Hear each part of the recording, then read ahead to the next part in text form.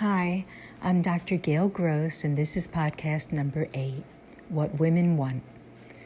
It does more than a disservice to see all women as one monolithic whole. All generalizations are false, including this one. Women can neither be defined nor pigeonholed into a single label. There are, however, several characteristics that many women have in common. For example, because of our biological history and our need to survive as a species, women had to depend on relationships so that other women could help them during childbirth or child rearing.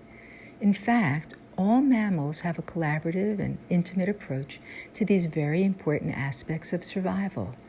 Female porpoises, for instance, help in childbirth and babysitting. Human females produce more oxytocin than their male counterparts, which may make them more willing to sacrifice for their young, making sure that they live. This link to your biological past informs some of the behaviors and choices that you make today. So in choosing a mate, you may look for someone who is emotionally familiar and thus gravitate to a male who reminds you of your father's personality type. For after all, these are the patterns that you recognize from your family of origin, are comfortable with, and know how to handle. And though in your early relationships you will most likely look for the negative characteristics of your father, as you're still trying to get it right, trying to get along while reaching for a level of satisfaction, when you mature, that high-maintenance relationship no longer works. Now, at an emotional crossroads, you must decide whether your relationship can grow and fulfill your needs or if it's time to move on. Whether you choose a second relationship or not, the next stage of relationship will find you seeking the positive characteristics of your father. However, in some cases, if you had a particularly strong and controlling mother, you might unconsciously look for a combination of mother and father while choosing a mate. Nevertheless, there are certain qualities that women are prone to want and need. They include trust. Trust is based on experience, and first and foremost, you want and need a man you can trust.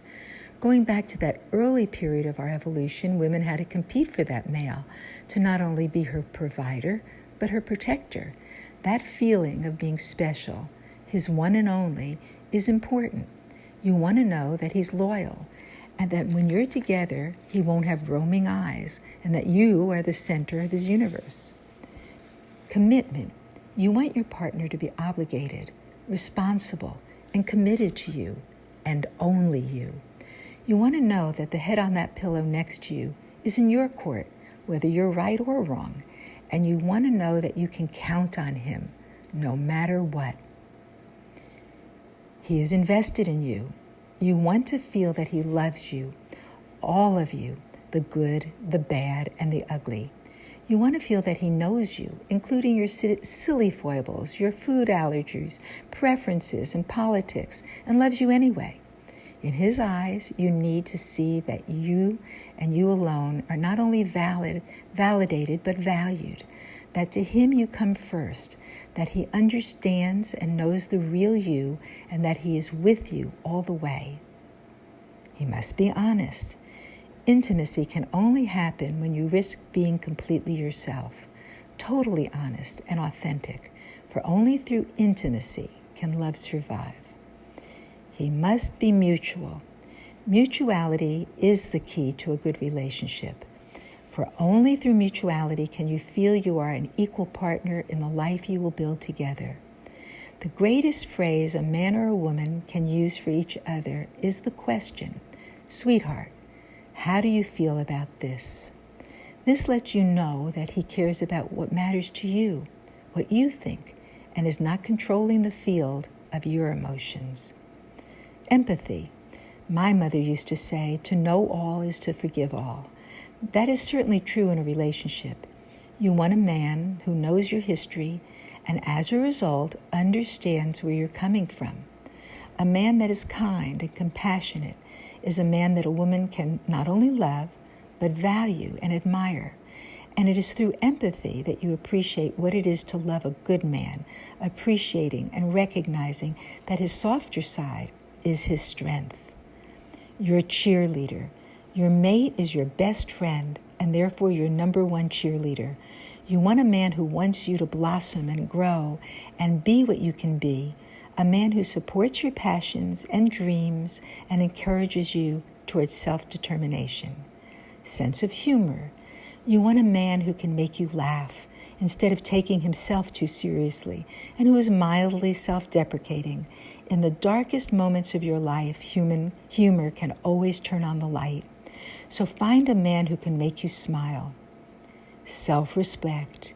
You want a man who has self-respect, because if he respects himself, he will respect you.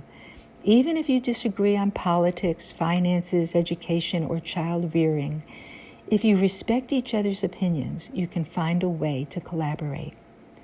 And finally, passionate and romantic. It is always the little things that mean a lot, and one of the most romantic things a man can do is to help you unload the dishwasher, put the children to bed one night, or do a load of laundry. You want a fellow who has been thinking about you and is sensitive to your needs and feelings, and an unexpected bouquet of flowers, whether picked in the garden or the grocery store, will warm your heart and ignite your passion. I'm Dr. Gail Gross. Please stay safe and please stay well. God bless you.